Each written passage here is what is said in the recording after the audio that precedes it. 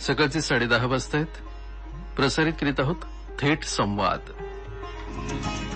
श्रोते हो, नमस्कार.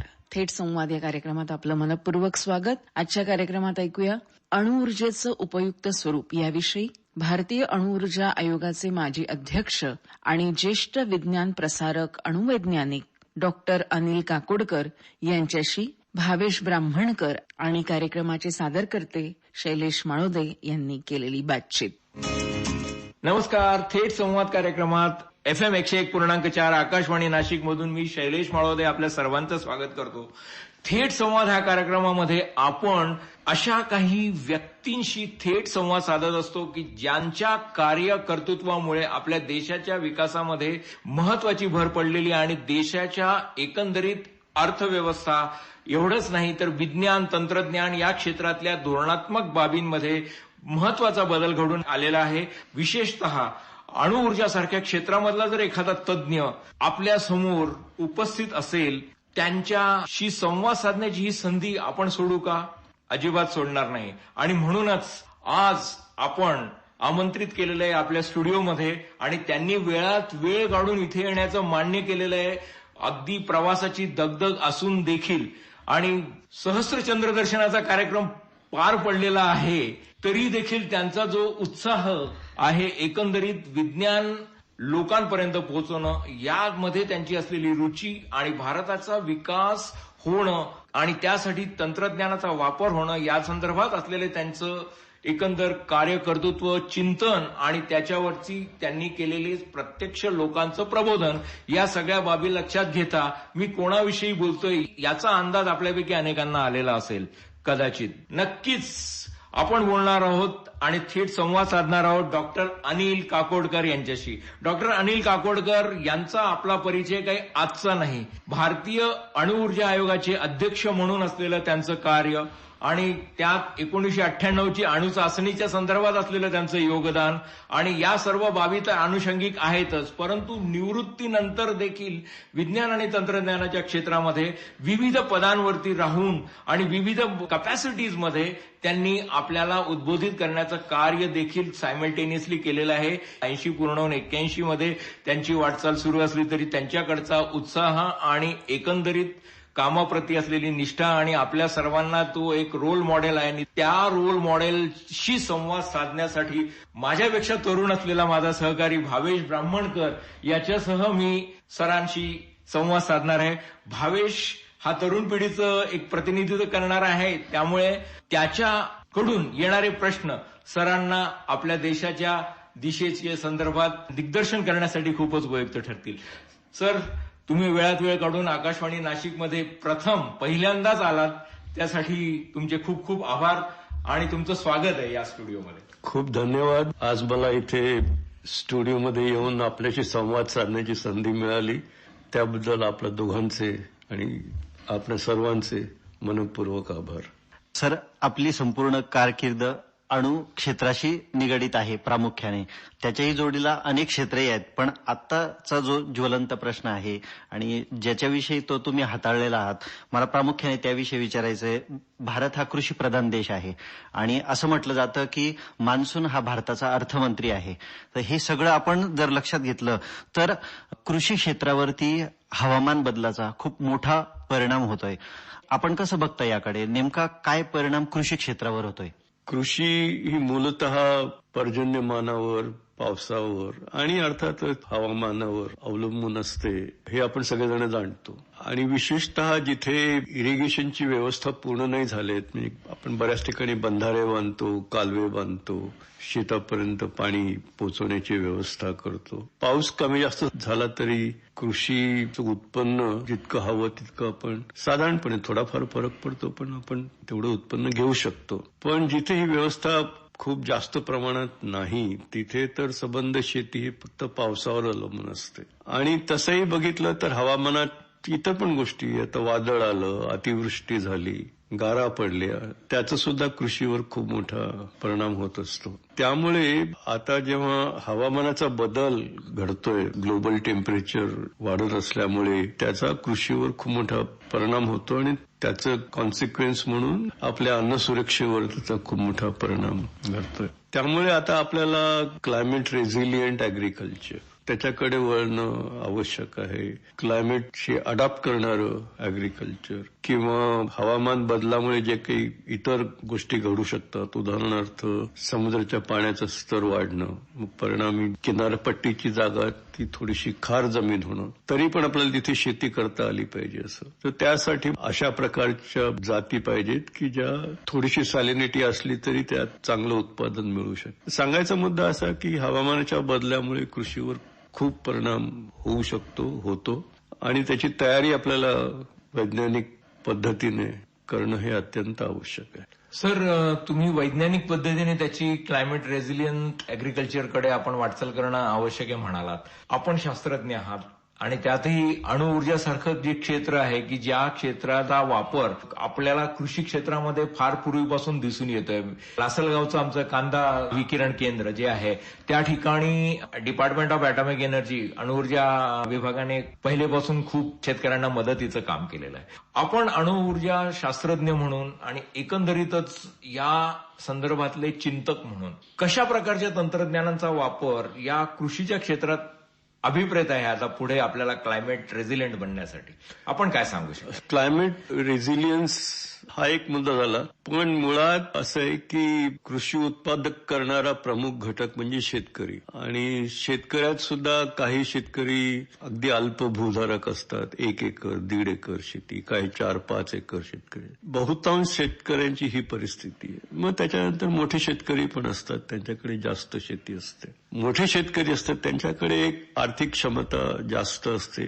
त्यामुळे कुठलीही आपत्ती निर्माण झाली, क्लायमेटमुळे म्हणा किंवा किमतीच्या चढ उतारामुळे म्हणा किंवा इतर अन्य कुठल्याही कारणामुळे झालं, तर ते त्यांना सामोरे जाण्याची क्षमता त्यांची अधिक असते.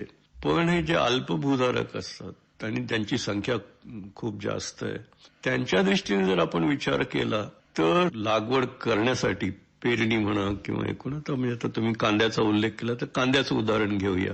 तर कांद्याचं पीक तयार होईपर्यंत त्यांचा बराच खर्च झालेला असतो. समजा त्याच वेळेला बाजारभाव जो अपेक्षित आहे तो नाही मिळाला, उत्पादनासाठी जेवढा खर्च झाला तो खर्च जर नाही निघाला तर शेतकऱ्यांची परिस्थिती खूप बिकट होते. आणि हे कांद्याबद्दलच, आणि विशेषतः नाशवंत माल जो आहे की ज्याच्यामध्ये शेल्फ लाईफ खूप कमी आहे, तर त्यांचं एक तर शेतकऱ्याला पीक तयार झाल्याला पैसे सुटायला पाहिजेत, कारण त्याच्याकडे कर्ज झालेलं असतं ऑलरेडी. दुसरं, त्याला त्या कामातनं उचित फायदा जो म्हणतो आपण तेवढा फायदा सुद्धा झाला पाहिजे. आता याला काय करावं? 2-3 गोष्टी आहेत. पहिला महत्वाचा मुद्दा की त्या गोष्टीचं शेल्फ लाईफ हे वाढलं पाहिजे. तर कांद्याचं शेल्फ लाईफ नॉर्मली मेन सीझनचा कांदा जर बघितला तर काही कालांतराने त्याच्यातनं कोंब फुटतात किंवा त्याची नासाडी होते, आणि म्हणून मग आपण वेगवेगळ्या ठिकाणी कांद्याच्या चाळी बांधलेल्या बघतो आपण की जिथे त्याची साठवण जरा अधिक चांगल्या प्रकारे करता येईल. पण तरी 2-3 महिन्यापेक्षा अधिक साठवणं हे कठीण जातं. बीआरसी मध्ये जे विकिरण पद्धतीचा वापर करून, रेडिएशनचा वापर करून त्याचं शेल्फ लाईफ वाढवता येते. आपण बऱ्याच दिवसापासून प्रयोग करून सिद्ध केलेला आहे. त्याच्यासाठी म्हणून काही वर्षांपूर्वीच लासलगावला एक कांद्यासाठी म्हणून विकिरण प्रक्रिया केंद्र सुरू केलं. बीआरसी मध्ये केलं होतं ते छोट्या प्रमाणात, किलोग्राम स्केलवर. इथे जरा टन स्केलवर करायला मिळावं म्हणून, कारण शेतकऱ्यांना विश्वास कसा बसणार. तर ते केंद्र तिथे चालू होतं आणि तिथे साधारणपणे 4 महिन्याच्या आसपास आपण साठवणूक सहज करू शकतो, काही कांद्याची नासाडी न होता. हे आपण सिद्ध केलं त्या डेमॉन्स्ट्रेशन्समुळे. आता त्यांनी आणखीन असं केलं की विकिरण आणि कोल्ड स्टोरेज दोघांची जर जोड दिली तर हे शेल्फ लाईफ 8 महिन्यापर्यंत वाढू शकतं. की 8 महिने तो कांदा साठवून ठेवला तरी त्यातला एकही कांदा खराब झालेला नाही. तंत्रज्ञानाच्या माध्यमातून आपण कांद्याची नासाडी थांबवू शकतो. म्हणजे आपण ते बाजारात जेव्हा त्याला भाव मिळेल तेव्हा विकण्याची व्यवस्था करू शकतो. मगाशी मी म्हटलं तर शेतकऱ्याला तर शेतात पीक तयार झालं की त्याला लगेच विकून पैसे मोकळे करायला, त्याचं कर्ज असतं त्याच्यावरनं. ते कसं करणार? बँकेत काय करतो आपण की आपले जे काही सेव्हिंग करतो ते आपण बँकेत ठेवतो आणि मग गरज पडली तेव्हा मग बँकेतनं तेव्हा आपण ते काढतो. समजा आपल्याकडे पैसे कमी असले आणि गरज जास्त असली तर आपण बँकेकडनं कर्ज पण उचलतो. जे पैशाची बँक करू शकते तसं कांद्याची बँक पण करू शकेल का? ही काय संकल्पना आहे? महाराष्ट्र शासनाने आता नुकतीच संकल्पना पुढे आणली आहे. समजा एकूण कांद्याचं उत्पादन 10 लाख टन इतकं उत्पादन आहे, तर एक तर कांद्याच्या किमती कमी जास्त झाल्या तर आवक कमी आणि मागणी जास्त, तर मग ती किंमत वाढली तर शेतकऱ्याला आनंद होतो कारण त्याला चांगला भाव मिळेल, पण ग्राहकाला नुकसान होतं, लोकांचा खर्च होतो. म्हणजे त्या किमती आपल्याला वर पण जाऊ द्यायच्या नाही. तर मग मार्केटमध्ये जर अधिक कांदा आपल्याला ओतता आला, तसं स्टोरेज असलं तर तिथनं कांदा आपल्याला आणता येईल किमती स्थिर राखण्याच्या दृष्टीने. आणि समजा किमती खूप खाली पडल्या तर शेतकऱ्यांनी त्याचा कांदा या अनियन बँकेमध्ये ठेवावा. आणि समजा त्याला पैशाची गरज लगेच असली तर तारण म्हणून जर धरलं आपण तर त्याचं एक काही टक्के 60 म्हणा 70 म्हणा 80 म्हणा जे काही, तर तेवढे पैसे मिळाले की त्याची इमिजिएट गरज भागू शकेल कारण ते पैसे मिळाले. आणि मग कांदा केव्हा विकायचा ते शेतकरी ठरवू शकेल. तसा दुहेरी फायदा याच्यात होणं शक्यता आहे. आणि हे आपल्याला स्टोरेज आणि शेल्फ लाईफ वाढणं या दोन्हीमुळे हे तर शक्य झालंय आणि त्या दृष्टीने शासनाने बरीच पावलं उचलण्याचं ठरवलंय. सर, पण कांद्याची बँक ही जशी एकदम नाविन्यपूर्ण संकल्पना आहे, पण ती शेतकऱ्यांपर्यंत योग्य पद्धतीने शासन पोहोचवेल ही, पण ती सुरू कधी होणार आणि कुठे सुरू होणार ही बँक? ते संकल्पना अशी आहे की आता समृद्धी महामार्ग होतोय, त्याच्यातला बराचसा भाग या कांद्याच्या बेल्टमध्ये जातोय. तर अशा ठिकाणी एक 3-4-5 ठिकाणी अशी जागा उपलब्ध करून दिली आणि तिथेही कांद्याच्या स्टोरेजची आणि साठवणुकीची व्यवस्था झाली. आणि मग त्यांचं कनेक्शन शेतकऱ्यांशी झालं की शेतकऱ्यांनी आपला माल तिथे आणावा, प्रक्रिया करावा आणि त्याचं बँकेचं रिक्पाने त्याचं हे करावं.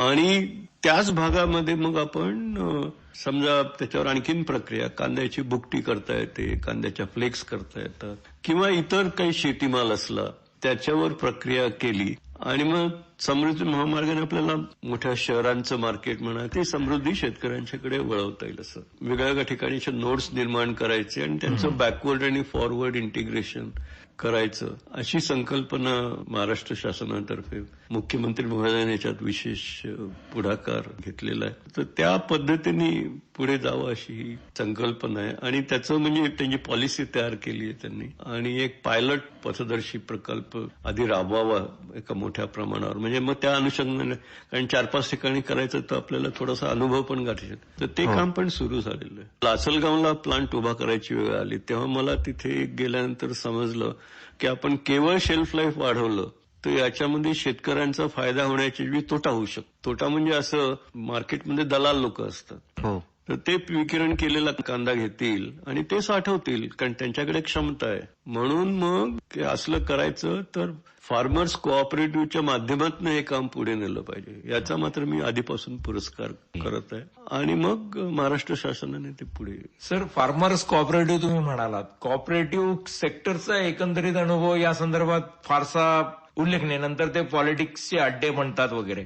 आता त्याला पर्याय म्हणून एफपीओ नावाची एक कन्सेप्ट थोड्याफार प्रमाणात आलेली दिसून येते, फार्मर प्रोड्युसर ऑर्गनायझेशन. तर या संकल्पनेचा वापर करणं, फार्मर कोऑपरेटिव्ह पाहिजे असं माझं आग्रह नाही. माझं फार्मर्स कलेक्टिव्ह म्हणा किंवा असं आहे की एकट्या शेतकऱ्याची शक्ती खूप छोटी असते आणि विशेषतः छोट्या फार्मर्सची खूप कमी असते. त्यामुळे त्यांना जर एकत्रित आणलं, संघटित केलं, त्यांची संघटित शक्ती हे काम करू शकते. एफपीओ म्हणा, फार्मर्स कोऑपरेटिव्ह म्हणा, फार्मर्स कलेक्टिव्ह म्हणा, कसंही असो, म्हणजे त्याचे वेगवेगळे रूप असू शकतात. तो अर्थकारणी लोकांनी ते ठरवावं. संघटित शक्ती फार्मर्सची पुढे आणणं हे अत्यंत महत्वाचं आहे. सर, आपण लासलगावच्या विकिरण केंद्राबद्दल आपण सांगितलं, पण प्रामुख्याने जर आपण तिथे बघितलं तर परदेशात जाणारे जे काही कृषी वाणं आहेत, म्हणजे जसं आंबा असेल, हापूस असेल किंवा द्राक्ष असतील किंवा अन्य उत्पादनं असतील कृषी, यांच्यावरती विकिरण होऊन ते परदेशात जातात. म्हणजे निर्यात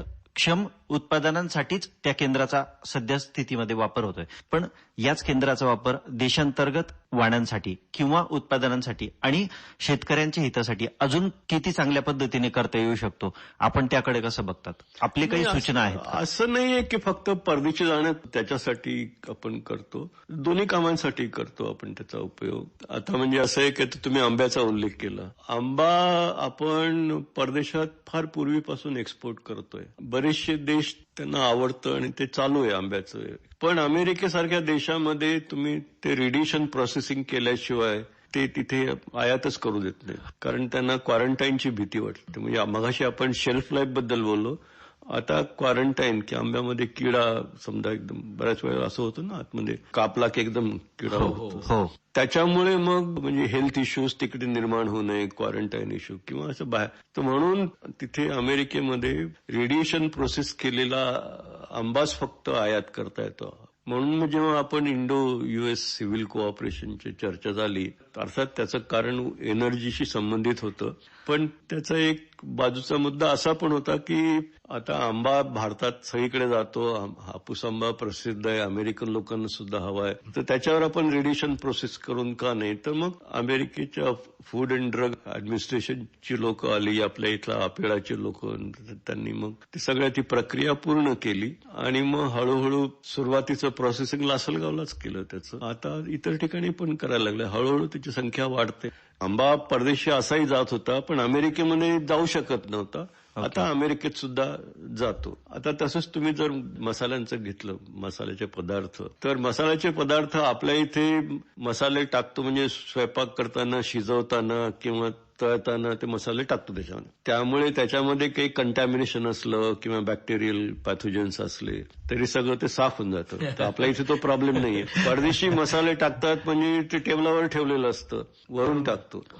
असले मसाले जर कंटॅमिनेटेड असले तर हमखास इट क्रिएट्स हेल्थ इश्यूज. म्हणून मग असे मसाले जर तुम्ही रेडिएशन प्रोसेस करून हायजिनाइज केले, म्हणजे एक आधी तुम्ही कांद्याच्या संदर्भात आपण बोललो ते शेल्फ लाईफ वाढवण्यासाठी, आंब्याच्या संदर्भात बोललो ते क्वारंटाईनसाठी, आता हे हायजिनायझेशनचा उल्लेख, त्याला खूप मोठा वाव आहे. आणि पूर्वी भारतामधनं मसाले जायचे परदेशी, युरोपियन देशांमध्ये, नेदरलँड्स किंवा अमक्या ठिकाणी आपले मसाले जायचे, तिथे ते इरॅडिएट व्हायचे आणि मग ते रिपॅकेज व्हायचे आणि बाहेर जायचे. म्हणजे सगळा फायदा जो भारतीय शेतकऱ्यांना किंवा निर्यातदारांना मिळाला पाहिजे तेवढा सगळा फायदा मिळायचा नाही. आता आपल्या इथे ते रेडिएशन प्रोसेसिंग होतो, तो जास्त फायदा मिळतो. तर म्हणजे जिथे जिथे जे जे शक्य आहे ते करायचं. आणखी तुम्हाला सांगतो, म्हणजे डोमेस्टिक यूजसाठी आता आपण इंजेक्शन घेतो ना, सिरिंज.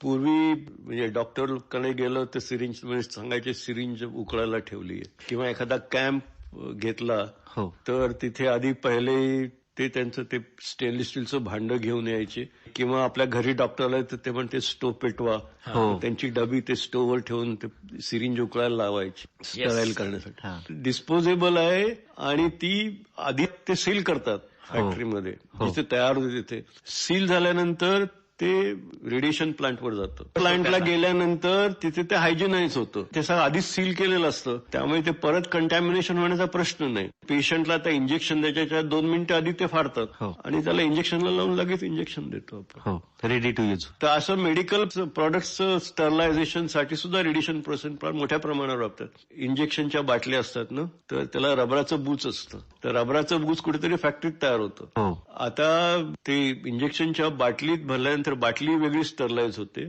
आणि ते बूच पण स्टरलाइज करायला लागतं, त्याला ते वरून मेटल्स सील करतात. अशा रबर कॅप स्टरलाइज करण्यासाठी म्हणून सुद्धा रेडिएशन प्लांट्स बसवलेत लोकांनी. क्या बात आहे. तर म्हणजे मेडिकल प्लांट स्टरलायझेशन आणि आपण अन्नाच्या 2-3 गोष्टी या सगळ्यांचं म्हणजे आता वेगळ्या वेगळ्या कारण असतात. देशामध्ये बरेच रेडिएशन स्टरलायझेशन प्लांट्स बसवले. लासलगाव सुरुवात होती, पण आता प्रायव्हेट सेक्टरमध्ये सुद्धा पुष्कळ प्रकल्प आहेत. आपला हा जो मुद्दा आहे त्यालाच जोडून पुढे हे विचारायचं होतं की कृषी क्षेत्रासाठी अणुऊर्जा, विकिरण हे एक मोठं वरदान आहे, पण देशाच्या दृष्टिकोनातून वेगवेगळी जी उत्पादनं आहेत, असा काही सर्वंकष, असा काही अभ्यास झालाय का की कुठल्या प्रकल्पाद्वारे किंवा कुठल्या उत्पादनासाठी काय केलं म्हणजे त्याचा परिणाम शेतकऱ्याला आणि ग्राहकालाही दोघांना होऊ शकतो, त्याच्यावरती काही अभ्यास झालाय का आणि सरकार त्याच्यावरती काही काम करतंय का? आणि अणुऊर्जेचं उपयोजन त्यामध्ये कितपत असू शकतं? नाही, आपण काय केलंय की कुठल्या पदार्थाला किती रेडिएशन डोस द्यायला पाहिजे की ज्यायोगे आपल्याला जे साध्य परिणाम म्हणजे उद्दिष्ट साधायची आहेत ती साधता येतील, त्याच्यासाठी म्हणजे संशोधन केलं आणि त्याचे तक्ते आपण म्हणजे सगळीकडे डिस्ट्रीब्यूट केलेत. म्हणजे लोकांना माहित आहे ते. असं लोकांच्या मनात भीती पण असते ना रेडिएशन बद्दल, तर तुम्ही इरॅडिएट केलं तर त्यांनी काय त्यामुळे सुरक्षित डोस किती याचं पण प्रमाण ठरवून दिलेलं आहे. ते पब्लिकमध्ये सगळी माहिती दिलेली आहे. याच्याही पलीकडे जाऊन इंटरनॅशनल अटॉमिक एनर्जी एजन्सीनी पब्लिक स्टेटमेंट दिलंय की फूड इरॅडिशनसाठी रेडिएशन कुठल्याही प्रमाणात वापरलं तरी त्याचे दुष्परिणाम संभवत नाही. कारण ते दुष्परिणाम व्हायच्या आधी ते it's actually lot of energy no there. ते कोळसासारखं होतं ते असं. तुम्ही ते खाण्यायोग्यच राहणार नाही. तर ते जोपर्यंत ते खाण्यायोग्य आहे तोपर्यंत ते सुरक्षित आहे. एवढी माहिती आपण लोकांपर्यंत पोहोचवली आहे. प्रत्येकाने त्याचा वापर कसा करायचा हे प्रत्येक एंटरप्रेन्युअरवर, प्रत्येक युजरवर, प्रत्येक शेतकऱ्यावर अवलंबून येते. मग ब्रीड तर्फे आपण त्यांना म्हणजे गायडन्स करतो. प्लांट कसा बसवायचा ते त्यांना सांगतो. रेडिएशन सेफ्टीसाठी म्हणून काय करायचं ARB त्यांना सांगतं. तर ती सगळी व्यवस्था आता केलेली आहे पूर्ण. सर, आपण सुरुवात केली होती क्लायमेट रेझिलियन्स पासून. हे एक प्रकारे क्लायमेट रेझिलियन्स टेक्निक्स आहेत जवळपास. पण अजून मोठ्या प्रमाणावर, ज्या प्रमाणामध्ये आता आपल्याला त्या क्लायमेट चेंजचा धोका जाणवतोय, त्यासाठी आपण प्रिपेअर्ड होण्याच्या दृष्टीने ॲटॉमिक एनर्जी सेक्टरनी काय करायला हवं? कुठल्या तऱ्हेचं संशोधन आता हाती घ्यायला हवं जे अधिक युटिलिटी ओरिएंटेड राहील शेतीच्या दृष्टीने? म्हणजे बऱ्याच गोष्टी आहेत. बऱ्याच वेळेला असं होतं की ग्राउंड वॉटरची परिस्थिती फार बिकट आहे आपल्याकडे. ग्राउंड वॉटर पुष्कळ आहे पण त्याची क्वालिटी म्हणजे काही ठिकाणी ते सलाईन झालेलं आहे, काही ठिकाणी इतर कंटॅमिनेशन्स आहेत. त्यामुळे वॉटर प्युरिफिकेशन हा एक महत्वाचा मुद्दा आहे आणि अटॉमिक एनर्जी त्यावर खूप काम झालेलं आहे आणि ते म्हणजे बऱ्याच ठिकाणी राबवलेलं पण आहे. आपण वेस्ट वॉटर प्युरिफिकेशन म्हणा किंवा ग्राउंड वॉटर प्युरिफिकेशनसाठी म्हणा टेक्निक आपण डिप्लॉय केलेलं आहे मोठ्या प्रमाणात इतर ठिकाणी. आजकाल घरोघरी आपण वॉटर प्युरिफायर लावतो ना, काही आरओचे लावतो. आरओचे प्युरिफायर लावले की काही पाणी स्वच्छ होतं पण बरंचसं पाणी खारं पाणी म्हणून बाहेर पडतं. ते फुकट जातं पाणी आणि ते पाणी कुठे डिस्पोज करायचं हा एक प्रश्न असतो. त्याच्याऐवजी आरओच्या ऐवजी नॅनो फिल्ट्रेशन जर लावलं तर नॅनो फिल्ट्रेशनमध्ये सॉल्ट अर्थ सॉलिड्सची मात्रा आपल्याला कमी करता येते पण त्याचबरोबर it will stop bacteria, it will also stop larger virus. आणि आरओचे पोर्स खूप बारीक असतात त्यामुळे त्याला प्रेशर लावायला लागतं. नॅनो फिल्ट्रेशन तुम्ही असं नळाला टॅपला जोडलं तर ते पाणी बाहेर पडतं, तर त्याला वीज लागत नाही, पंप लागत नाही. हा एक मुद्दा. आता फक्त मायनर व्हायरसचं काय करायचं तर आजकाल नॅनो फिल्ट्रेशन आणि त्याच्यामध्ये आपण काही नॅनो पार्टिकल्स इम्प्रेग्नेट केली तर सगळ्या प्रकारचे व्हायरस आणि सगळ्या प्रकारचे बॅक्टेरिया तर ऑफकोर्स स्टॉप होतात आणि स्वच्छ पाणी मिळेल आणि कुठलंही पाणी ते वेस्ट होत नाही. ही BRCची टेक्नॉलॉजी सर्व दूर पसर. माझी खात्री आहे नाशिकच्या मार्केटमध्ये सुद्धा तुम्हाला ते मिळतील आणि ते प्रत्येक जण आपापली डिझाईन करतो पण खाली बारीकशी ओळ लिहिलेली असेल based on R&D of BRC. क्या बात. पाणी आपल्याला म्हणजे कुठे साठवायला पाहिजे, बंधारा कुठे बांधायला पाहिजे, तर तो जर करेक्ट ठिकाणी बांधला तर त्याचं व्यवस्थापन अधिक चांगल्या प्रकारे होतं. तर त्याच्यासाठी म्हणून ज्याला आपण म्हणतो आयसोटोप हायड्रॉलॉजी त्याचा उपयोग करून ही कामं अधिक चांगल्या प्रकारे करता येतात. असं पाण्याच्या व्यवस्थापनात पुष्कळ भाग आहे आणि ते पण काम मोठ्या प्रमाणात चालू आहे. सगळी भारतरत्न डॉक्टर APJ अब्दुल कलाम यांनी आपल्या देशाला व्हिजन 2020 दिलं होतं आणि आपण आता 2020 पार केलंय पण आपल्या नेतृत्वात आपण व्हिजन 2035 आपण दिलेलं आहे. आपण त्याबद्दल काय सांगाल आणि भारत त्या दिशेने मार्गक्रमण करतोय का? आपली काय निरीक्षणं आहेत? व्हिजनिंग ही एक महत्वाची प्रक्रिया आहे. व्हिजन असलं की आपण भविष्यातील कामाला एक दिशा देऊ शकतो. भरकटत जाण्यापेक्षा प्लॅन दिशेने आपण जाऊ शकतो. पण प्रत्येक वेळेला प्रत्येक गोष्ट त्या व्हिजनप्रमाणे होतेच असं नव्हे.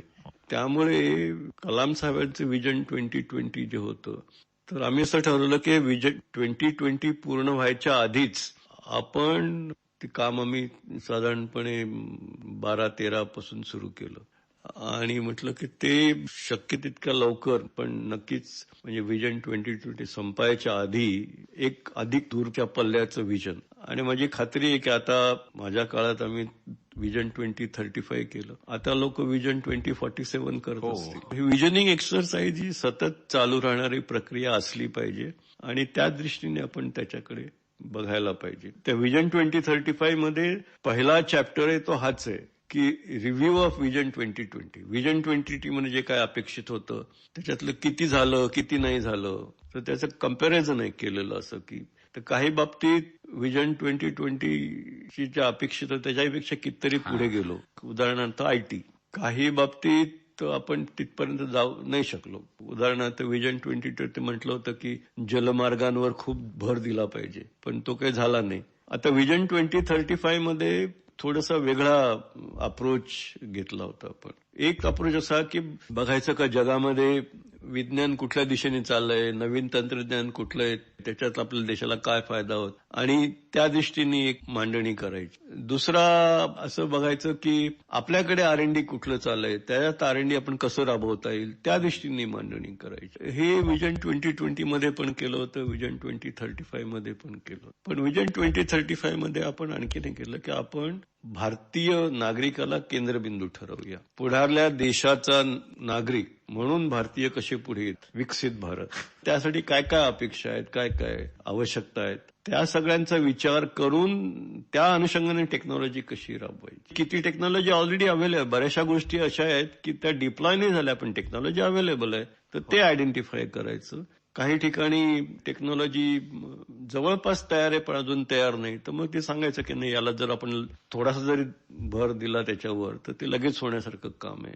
आणि काही नवीन संशोधन करणं, असं ते वेगळं वेगळं आयडेंटिफाय करून म्हणजे आपल्याला R&D डायरेक्शन्स म्हणजे डेव्हलपमेंटच्या दृष्टीने विजनिंग करणं हा भाग झाला, पण R&Dच्या दृष्टीने सुद्धा विजनिंग करण्यासाठी म्हणून एक भाग झाला, तर ते पण आपण साध्य केलं 2030. म्हणजे असं आहे की इंडियाची इकॉनॉमी जर खूप वाढवायची झाली तर आपल्याला we must give a call to every village. प्रत्येक विलेजमध्ये काही ना काही रिसोर्सेस आहेत ना. प्रत्येक विलेजमध्ये लोक आहेत, प्रत्येक विलेजमध्ये इनोव्हेशन आयडियाज लोकांच्याकडे असतील आणि प्रत्येक जण जर it becomes a net exporter तर मग एकूण अर्थकारण वर जाईल. समजा मला जे पाहिजे ते तुम्ही करून दिलं आणि त्यांना जे पाहिजे ते मी करून दिलं तर पैसा फक्त फिरत राहिला. थोडक्यात तुम्ही जे सुरुवातीला म्हटलं होतं की सामूहिकरित्या ज्या गोष्टी करायच्या आहेत, कलेक्टिव्हली एफर्ट्स फार गरजेचे आहेत. ऍब्सोल्युटली. क्लायमेट चेंज बद्दल एक शेती व्यतिरिक्त एक गोष्ट सांगू इच्छित. आणि ती म्हणजे अशी की ऊर्जेच्या संदर्भात क्लायमेटचा प्रश्न खूप जास्त गहन झालेला आहे. अगदीच. आता ग्लोबल वॉर्मिंग जे होतं ते ग्रीन हाऊस गॅसेसमुळे होतं. कार्बन डायऑक्साईड हा ग्रीन हाऊस गॅसचा एक मोठा भाग आहे आणि कार्बन डायऑक्साईड ऊर्जा निर्मितीमुळे सगळ्यात जास्त कार्बन डायऑक्साईड उत्सर्जन होतं.